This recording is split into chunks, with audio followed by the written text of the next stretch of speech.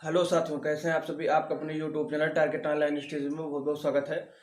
साथियों, जैसा कि आज से हम अपने हिंदी को स्टार्ट करते हैं। हिंदी बहुत सारे एग्जामों में पूछी जाती है, जैसा कि आपका यूपीपी हो गया, यूपीएसआई हो गया, यूपी लेखपाल हो गया, वीडियो हो गया या टेट हो गया, किसी भी राज्य का टेट हो गया और एसएससी जीडी हो गया, या बहुत सारे एग्जामों में हिंदी आपकी पूछी जाती है। और उस हिंदी जो पूछी जाती है उसका ये वाला टॉपिक, ये वाला अध्याय जो वर्णमाला है, यहाँ से आप मान के चलिए कि 50 क्वेश्चन बन जाते हैं। आप देखते चलिएगा, लास्ट तक वीडियो को देखते रहिएगा। आप देखेंगे यहीं से बहुत सारे क्वेश्चन ऐसे आते हैं। लगभग प्रत्येक एग्जाम में 3 से 4 क्वेश्चन इसी वर्णमाला से आपके पूछे जाते हैं। तो आप इस वीडियो को बहुत अच्छे से ही देखिएगा। और सबसे पहले आपको क्लियर कर दूं कि ये जो है ये स्पेशली है एसएससी जीडी के लिए। ठीक है, एसएससी जीडी का प्रत्येक प्रश्न यहाँ से भिड़ जाएगा, कंफर्म 100% गारंटी है। ठीक, या यूपीपी, यूपीएसआई, यूपी लेखपाल, यूपी वीडियो, यूपी टेट, ठीक, इन सब एग्जामों के लिए हिंदी आपको बाहर से पढ़ने की आवश्यकता नहीं है। सिर्फ यही अध्याय आपके लिए, सिर्फ यही वीडियो आपके लिए बहुत ही महत्वपूर्ण होने वाला है। तो चलिए स्टार्ट करते हैं वर्णमाला। अब वर्णमाला की बात की जाए, वर्णमाला क्या है। वर्ण माने आप जानते हैं अक्षर, और माला माने एक श्रृंखला। ठीक है, तो अक्षरों का जो श्रृंखला है, जो अक्षरों का समूह है, वही क्या है, वर्णमाला है। अब वर्णमाला को स्टार्टिंग से समझने के लिए हम समझेंगे, जैसे हम कुछ बोल रहे हैं, ठीक है, मान लीजिए हम कुछ बोल रहे हैं, तो ये क्या है, ध्वनि उत्पन्न हो रही है। ठीक, अब इसकी जो सबसे छोटी इकाई हो सकती है, जितनी छोटी से छोटी हो सके, ठीक, जैसे मान लीजिए आ, ये एक छोटी सी इकाई है, मान लीजिए ध्वनि की कोई, मान लीजिए का। ठीक, तो यही जो एकदम छोटी इकाई है, ठीक है, किसी ध्वनि की, वही क्या है, वर्ण कहलाती है, वर्ण या अक्षर। ठीक, जैसे मान लीजिए हम कुछ बोल रहे हैं, ठीक, और बोलेंगे तो क्या बोलेंगे, कोई भाषा बोलेंगे। ठीक, तो किसी भाषा जो बोली जा रही है उसके जो उसमें जो ध्वनि उत्पन्न हो रही है, उसकी सबसे छोटी से छोटी इकाई जो होगी वो क्या कहलाएगी, वर्ण कहलाएगी। ठीक है, यहां से एक प्रश्न आपका क्लियर हो गया, ये बहुत बार पूछा गया है। तो ध्वनि की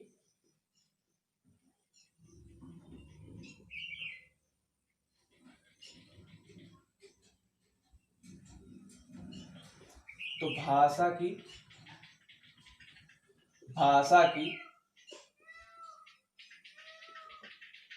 सबसे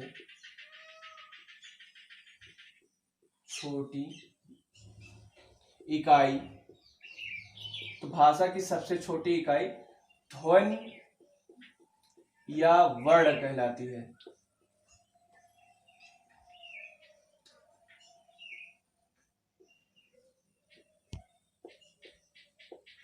भाषा की सबसे छोटी इकाई ध्वनि या वर्ण कहलाती है।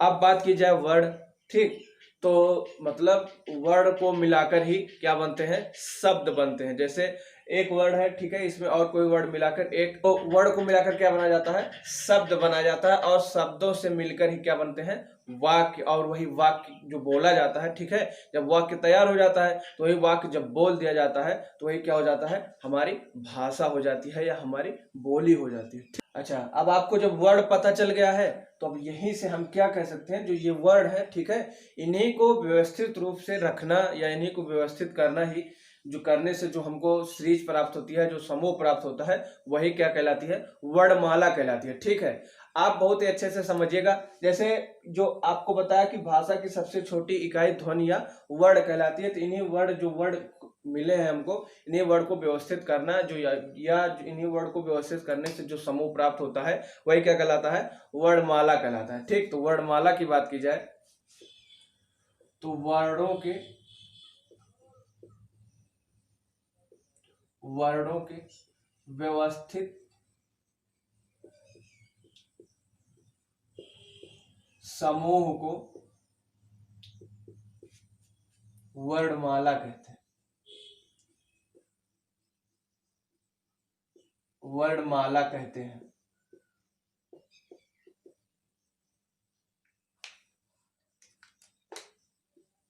साथियों, वीडियो पसंद आ रहा हो तो एक बार लाइक कर दें और दोस्तों के साथ ज़्यादा से ज़्यादा शेयर करें। और जो साथी चैनल पर पहली बार आए हैं, चैनल को सब्सक्राइब जरूर कर लें। ठीक है, और सब्सक्राइब करने के साथ साथ बेल आइकन भी दबा लें, ताकि जब भी वीडियो अपलोड हो आपको तुरंत ही नोटिफिकेशन मिल सके। तो भाषा की सबसे छोटी इकाई ध्वनि या वर्ण कहलाती है, और वर्णों के व्यवस्थित समूह को क्या कहते हैं, वर्णमाला कहते हैं। अब साथियों आगे देखिएगा, आगे क्या है कि जो वर्णमाला है, ठीक है, जो ये वर्णमाला आपको प्राप्त हुई है, इसको दो वर्गों में बांटकर पढ़ा जाता है, ठीक है। वर्णमाला के कितने भाग होते हैं? दो, एक कहलाता है स्वर, एक कहलाता है व्यंजन। आप स्वर देखिएगा और व्यंजन देखिएगा। तो वर्णमाला जो है, ठीक है, वर्णमाला ये दो भागों में पढ़ा जाता है, एक होता है स्वर और एक होता है व्यंजन, ठीक। तो अब यहां से हम अपना स्वर स्टार्ट करते हैं, स्वर, ठीक। तो देखिएगा स्वर क्या है। तो जो वर्णमाला है, इसी में कुछ वर्ड या कुछ अक्षर ऐसे आते हैं जो तो मतलब स्वयं से बने रहते हैं, लेकिन कुछ ऐसे आते हैं जो किसी दूसरे भी अक्षरों का निर्माण करके या एक से अधिक अक्षरों का मतलब योग करके उनका निर्माण किया जाता है। तो जो किसी और से नहीं, स्वयं से ही अकेले ही निर्माण किए गए हो, या उनमें स्वर हुए हैं जिनके उच्चारण में किसी और भी व्यंजन या स्वर की आवश्यकता नहीं होती है, वो स्वर कहलाते हैं। अब व्यंजन क्या है? व्यंजन में क्या है कि एक से अधिक अक्षरों को मिलाकर बनाया जाता है। अब जैसे व्यंजन में लगभग जितने भी हैं उनमें किसी न किसी स्वर का योग करके उनको बनाया गया है, ठीक है। किसी न किसी स्वर का योग करके उनको व्यंजन को बनाया गया है। लेकिन स्वर क्या है कि स्वर अपने आप में अकेला है, इसको बनाने के लिए किसी अन्य अक्षरों की आवश्यकता नहीं होती है। अब जैसे उदाहरण के तौर पर यही शॉर्टकट में समझ लीजिएगा, जैसे स्वर में क्या है कि आ है, ठीक, आ। अब ये आ अकेले है, इसमें कोई किसी चीज का वो नहीं किया गया संयोग। लेकिन जो व्यंजन होता है उसमें जैसे मान लीजिए खा है, तो खा प्लस आ, इस तरीके से उसमें व्यंजन, तो ये टोटली क्या बन गया? खा बना, ठीक है। लेकिन स्वर में क्या होता है कि उसमें वो किसी भी अन्य अक्षर की आवश्यकता नहीं होती है, वो अकेले ही होता है और इनका जो उच्चारण है वो स्वतंत्र रूप से होता है, इनमें किसी अन्य वर्ड की आवश्यकता नहीं पड़ती है, ठीक है, इसको बनाने में या इसके निर्माण में। तो अब स्वर की परिभाषा की बात की जाए तो स्वर हो जाएगा स्वतंत्र रूप से बोले जाने वाले, स्वतंत्र रूप से बोले जाने वाले, बोले जाने वाले वर्ड को स्वर कहते हैं।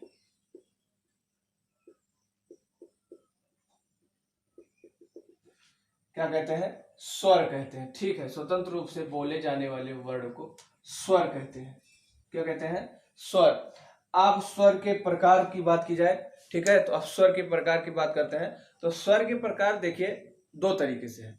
एक है कि हमारा उच्चारण के आधार पर बात किया जाए, उच्चारण के आधार पर स्वर कितने हैं, तो कितने माने गए हैं? 10। स्वर के आधार पर मतलब उच्चारण के आधार पर बात की जाए कितने माने गए हैं? 10 माने गए हैं। लेकिन वैसे स्वर होते कितने हैं? परंपरागत रूप से कितने स्वर हैं हमारे पास? 13। कितने हैं? 13।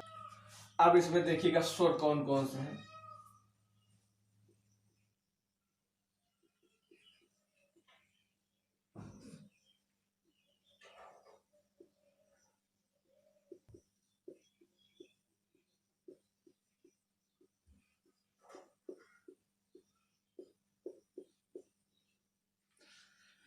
साथियों उच्चारण के आधार पर सिर्फ यही है, सिर्फ इतने ही हैं, 1 2 3 4 5 6 7 8 9 10।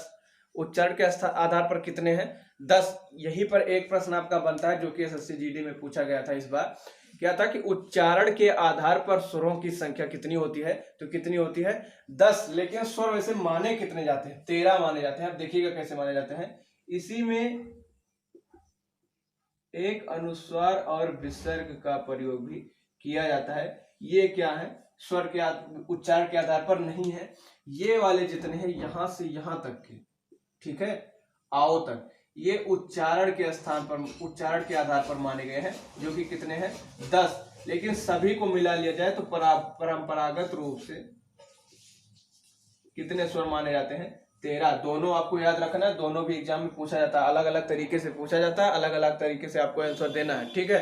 अब आगे देखिएगा, स्वर ये हो गए। अब स्वर के प्रकार की बात की जाए तो स्वर मुख्यतः 3 रूप से होते हैं, ठीक है। स्वर कितने प्रकार के होते हैं? 3 रूप प्रकार के होते हैं। तो कौन कौन से प्रकार हैं? देखिएगा स्वर के जो प्रकार हैं वो कुछ इस तरीके से हैं। एक आता है दीर्घ स्वर, आता है हरस स्वर, हरस, एक आता है दीर्घ और एक होता है प्लुप्त स्वर, प्लुप्त स्वर। ठीक है, तो स्वर के मुख्यतः 3 प्रकार है, एक है ह्रस्व, दीर्घ और प्लुप्त स्वर। ठीक, अब इनको देखिएगा कौन कौन से। अब जो ह्रस्व स्वर है, ठीक है, अब इनको समझिएगा क्या है। इन्हीं में से उन वर्णों को कहा जाता है जिनको बोलने में बहुत कम समय लगता है। ठीक है, बहुत ही कम समय लगे, सबसे कम समय लगे। इन तीनों में जो उच्चारण है सबसे कम समय ह्रस्व का ही लगता है। तो इसको शॉर्टकट तरीके से ऐसे बना लीजिएगा कि उच्चारण में सबसे कम समय लगे या उच्चारण में बहुत कम समय लगे। उच्चारण में बहुत कम समय लगे, वो कैसे है, ह्रस्व स्वर है। जैसे मान लीजिए इसके उदाहरण के तौर पर आ, ई, उ, इनको बोलने में बहुत ही कम समय लगते हैं। और दीर्घ स्वर की बात की जाए तो इनसे अधिक समय या इनसे दोगुना समय आप कह सकते हैं। तो उच्चारण में अधिक समय लगे। ठीक, तो दीर्घ स्वर हो जाएंगे जैसे आ, ई, उ, इस तरीके से। ठीक है, ह्रस्व स्वर जो है उसमें क्या उच्चारण में बहुत कम समय लगता है, तुरंत ही आप कह सकते हैं जैसे आ, ई, उ। ठीक, लेकिन जो दीर्घ स्वर है उसमें क्या है कि उसमें उच्चारण में थोड़ा समय ज्यादा लगता है, तो आ, ई, उ हो जाता है। ठीक है, अब प्लुत स्वर क्या है, उनमें दीर्घ स्वर से भी अधिक समय लगते हैं। ठीक है, इनका उपयोग प्राय बहुत ही कम किया जाता है जो प्लुत स्वर है, लेकिन देखना तो जरूरी है। ठीक है, इसमें बहुत अधिक समय लगता है, उच्चारण में बहुत अधिक समय लगे, उच्चारण में बहुत अधिक समय लगे। जैसे मान लीजिए कहीं पर कोई रो रहा है, ठीक है, तो उसके रोने को आप जानते हैं कि कुछ इस तरीके से दिखा दिया जाता है। या ओम जान लीजिए, ओम, ओम को बोलने में बहुत समय लगता है, ओम उच्चारण किया जाता है ओम, तो क्या हो जाता है, इसको जो बोलने में वो समय ज्यादा लेता है। या आ, ठीक है, तो आ को लिखने के लिए कैसे किया जाता है, ऐसे बना दिया जाता है। ठीक है, इसका मतलब है कि बोल बहुत देरी तक बोला जा रहा है, बोलने में ज्यादा समय लग रहा है। तो एक बार फिर से देखिएगा, स्वर आपके कितने हो गए, ह्रस्व, दीर्घ और प्लुत। ह्रस्व में क्या है, उच्चारण में बहुत कम समय लगता है, जैसे आ, ई। दीर्घ स्वर में उससे अधिक समय लगता है, जैसे आ, ई, उ। और जो प्लुत स्वर है उसमें बहुत ही अधिक समय लगता है, सबसे अधिक समय लगता है, जैसे ओम। ठीक है साथियों, वीडियो पसंद आया तो वीडियो को लाइक जरूर कर दें। ठीक, अब साथियों जो स्वर के उच्चारण स्थान है वो भी पूछे जाते हैं। तो स्वर के जो उच्चारण स्थान है उनको ट्रिक के माध्यम से हम अगले वीडियो में देखते हैं। अब यहाँ पर हम क्या देखने वाले हैं, व्यंजन देखते हैं। ठीक है, पहले व्यंजन देख लेते हैं, क्या व्यंजन है। तो स्वर तो आपने देख लिया, अब व्यंजन की बात की जा रही है। व्यंजन हमने आपको पहले ही बता दिया था, जो स्वर थे उनको उनके उनके निर्माण के लिए, उनको बोलने के लिए, उनके उच्चारण के लिए किसी अन्य अक्षर की आवश्यकता नहीं होती, लेकिन जो व्यंजन होते हैं उनमें किसी न किसी स्वर की या किसी न किसी और उससे जो वर्ड है उसके अलावा भी किसी न किसी वर्ड की आवश्यकता पड़ती है, तो उसका निर्माण होता है। तो वही क्या कहलाते हैं, व्यंजन कहलाते हैं। तो इनकी परिभाषा क्या हो जाएगी, स्वर की सहायता से, स्वर की सहायता से बोले जाने वाले वर्ड, बोले जाने वाले वर्ड क्या कहलाते हैं, व्यंजन कहलाते हैं, व्यंजन कहलाते हैं।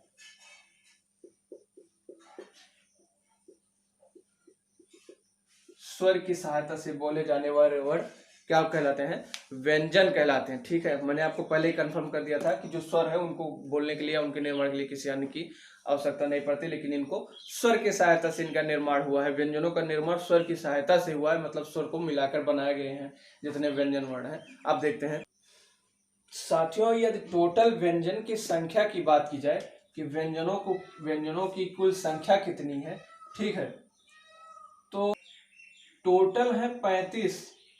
इनमें भी कंफ्यूजन हो जाता है।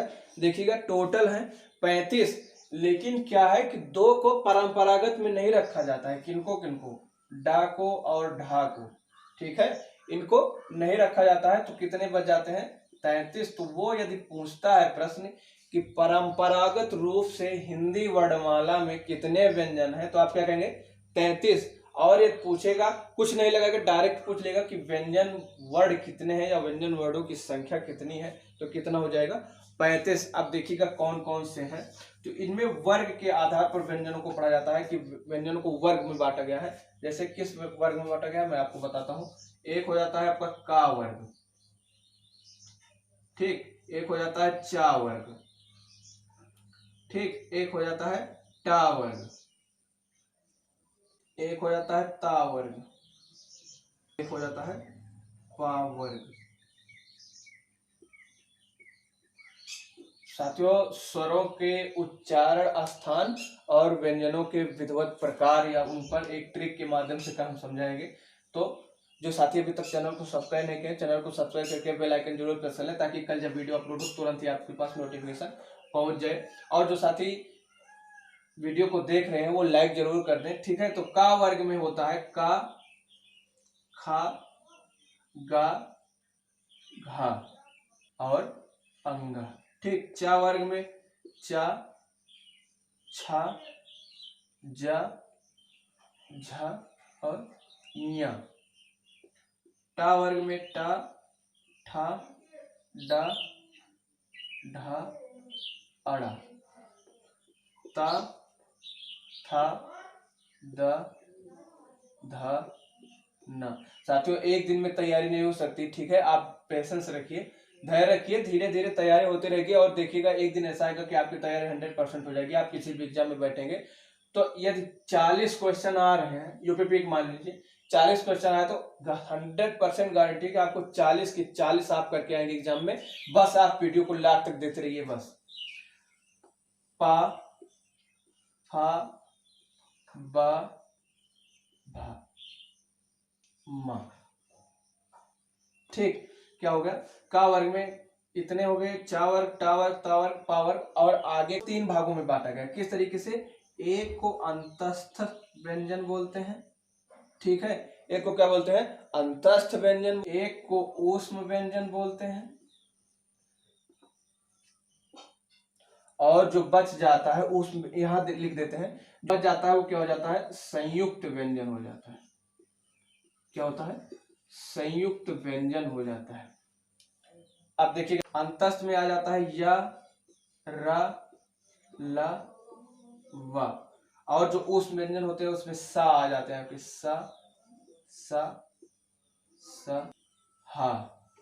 और जो संयुक्त व्यंजन आते हैं उसमें क्या क्या हो जाता है मिला देने पर अलग से, तो इस तरीके से हो जाते हैं। अब देखिएगा एक बार फिर से जल्दी से रिवीजन कर लेते हैं। तो वर्णमाला में जो सबसे छोटी इकाई होती है वर्ण होती है, वर्ण को मिलाकर ही क्या बनाया जाता है, शब्द बनाया जाता है, और शब्द से मिलकर वाक्य बनते हैं जिसको हम भाषा के रूप में बोलते हैं। अब स्वर क्या होते हैं, स्वतंत्र रूप से बोले जाने वाले जो वर्ण होते हैं या जो अक्षर होते हैं उनको स्वर कहते हैं। स्वर को बनाने के लिए, स्वर के निर्माण के लिए किसी अन्य वर्ण की आवश्यकता नहीं होती है, ठीक। स्वर 3 प्रकार के होते हैं मुख्यतः।